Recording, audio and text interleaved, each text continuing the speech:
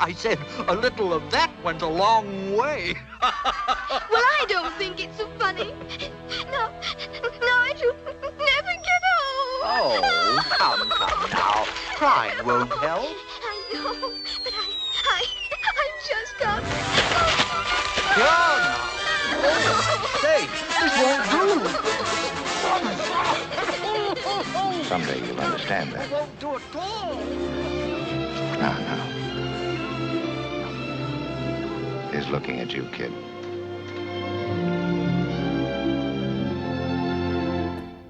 They don't even make houses like that in Scranton.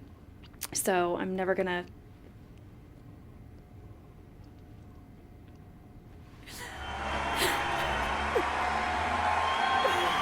But how do I know you're gonna bring him back?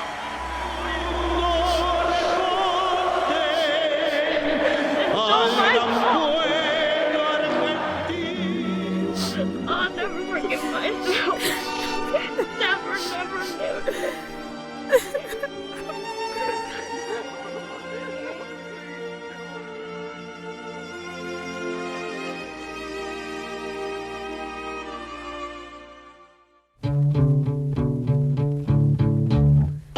Why do I cry on a Sunday? Las lágrimas mantienen los ojos húmedos y saludables. Las lágrimas tienen mucina o moco, agua, lípidos, proteínas y anticuerpos. La glándula lagrimal y otras glándulas en el párpado y en la parte blanca del ojo producen lágrimas constantemente para mantener el ojo saludable. Las lágrimas salen del ojo por dos aperturas llamadas punta superior e inferior, en el borde interior de los párpados superior e inferior y cerca de la nariz. Las lágrimas pasan por un pasaje llamado canalículo y hacia el saco lacrimal. Luego entran al conducto nasolacrimal y drenan en la parte de atrás de la nariz y la garganta. Por eso le corre la nariz cuando llora. When the lacrimal gland is producing so many tears that they can't drain fast enough, they spill over onto your cheeks.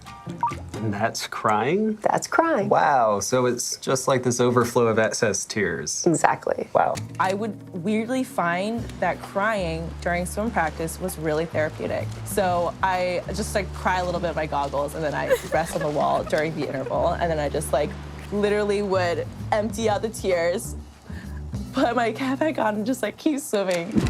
Lots of animals make tears, but as far as we know, we're the only animals to cry emotional tears.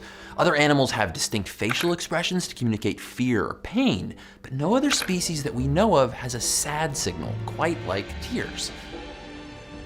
Humans go through this really long childhood where our brains still have to develop because we've got these giant brains. They take 20, 25 years to finish forming. And I think that's why this crying persists into adulthood for humans, is because we're vulnerable for longer than other species. I mean, kids are in their parents' house.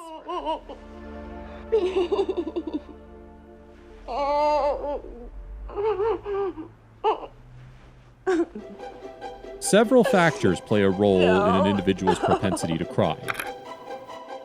Gender differences in crying, for example, have been explored for decades and across the world, and all of the studies reach the same conclusion. Women cry more than men. In the 1980s, biochemist William H. Fry, PhD, found that women cry an average of 5.3 times a month, while men cry an average of 1.3 times per month. Testosterone may inhibit crying, while the hormone prolactin, seen in higher levels in women, may promote it. More recently, researchers from Tilburg University have found that people with dismissive attachment styles, or those who tend to avoid close relationships with others, were less likely to cry and tried harder to inhibit their tears than people with other attachment styles. The study also found that people with preoccupied styles, or those who might be clingy and overly dependent on others, cried more often than securely attached people.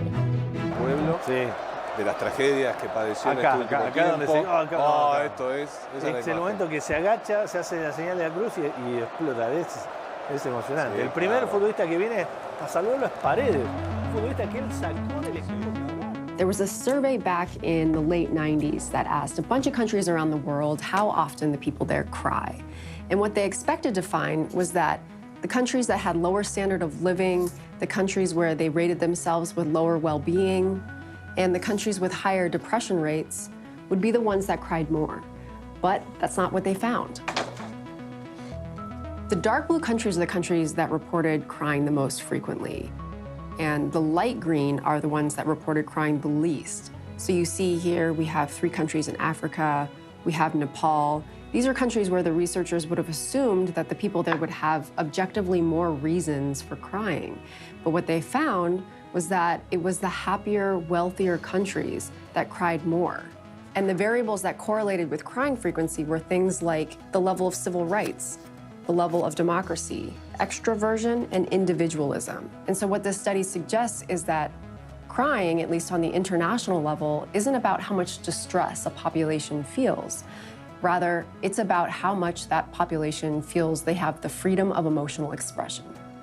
I think there's a special comfort in crying publicly. It's nice to be around other people and know crying's a part of your day, just like your commute or your lunch break. It's just, no, it's cry time. It's cry o'clock.